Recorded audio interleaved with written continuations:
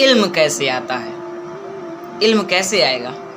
लड़ कर आएगा कि पढ़ करके आएगा?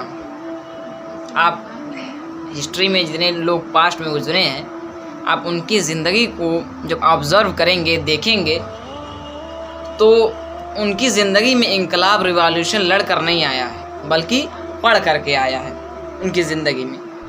तो पढ़ना बहुत ज़रूरी है, कुर्बानी देना बहुत ज़रूरी है, मेहनत करना बहुत ज़रूरी है, क्योंकि जब तक आप मेहनत नहीं करेंगे, आपकी बातों में दर्द कहाँ से आएगा? तब जब आप बोलेंगे नेल्सन मंडेला की तरह, जिन्होंने 20 साल जेल में काट करके आई थी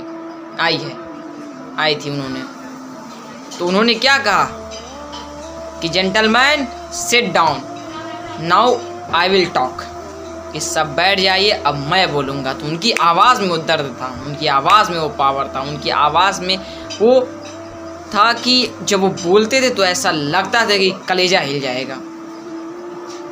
तो जब इंसान 20 साल तक खामोशी इख्तियार करे, 20 साल तक अपने आप को पहचाने, 20 साल तक अपने आप को जाने, अपने आप को रियलाइजेशन करे कि मुझे इस फील्ड में जाना है, मुझे अपनी कौम के दर्द को उठाना है, मुझे ब्लैक पर्सन वाइट पर्सन को इक्वलिटी में लाना है, उनको बराबर हक दिलाना है, तब एक इंसान नेल्सन मंडेला तैयार होता है, जो दक्षिण अफ्रीका की हिस्ट्री को चेंज करके रख देता है। तो इल्म पढ़ करके आता है। और उसका जो जेलर था नेल्सन मंडेला का, बहुत ही समझ लीजिए पत्थर दिल था।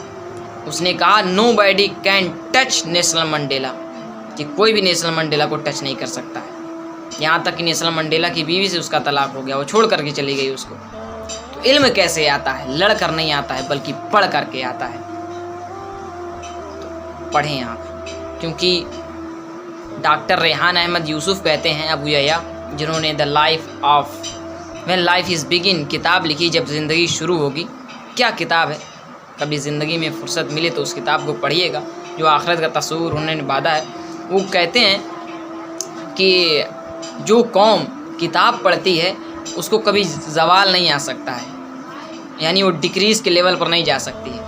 और जो कौम किताब पढ़ती है, जो लोग किताब पढ़ते हैं, वो अपने प्रॉब्लम का सलूशन अपने आप निकाल लेते हैं, उनको किसी की ज़रूरत नहीं पड़ती है। वो अपने प्रॉब्लम का सलूशन निकाल लेते हैं। वो हमेशा ग्रो करते रहते हैं, हमेशा आगे बढ़ने की सोचते हैं। वो सोचते हैं किस तरीके से मैं बेहतर तरीके से आगे बढ़ूँ, हर दिन मेरा पिछला वाला दिन से मैं अपने आप को आज कैसे बेहतर बनाऊँ, मेरा आज पिछले वाले दिन से बेहतर कैसे हो। हमेशा अपने आप को ग्रो करने में, लर्निंग करने में, एक्सप्लोर करने में गुजारते हैं। तो पढ़िए आप, अगर नई किताबें पढ़ रहे हैं तो किताबें पढ़िए, लोगों की ज़िंदगियों को सीखिए। मौलाना वहीदुद्दीन खान साहब लिखते हैं कि हर आदमी अपने आप में एक किताब है, अगर पढ़ने वाली निगाह हो तो। अगर पढ़ने वाली निगाह हो तो हर आदमी अपने आप में किताब है। कहते हैं a room without a book is like a body without a soul, कि वह घर जो है किताबों से जो नहीं है, वो ऐसे ही है जैसे एक जिस्म है बगैर रूह के। तो किताबें पढ़ने वाला इंसान अपने आप में एक यूनिवर्सिटी होता है, अपने आप में वो एक लाइब्रेरी होता है, अपने आप में वो अजीम शख्सियत होता है, अपने आप में वो एक स्कॉलर होता है। तो अगर आप किताबें नहीं पढ़ते हैं, अभी मैं 13 मार्च 2022 को एक यूट्यूबर से मिला था, सतीश के वीडियो के नाम से उनका यूट्यूब पर चैनल है, आप लोग विज़िट कर सकते हैं।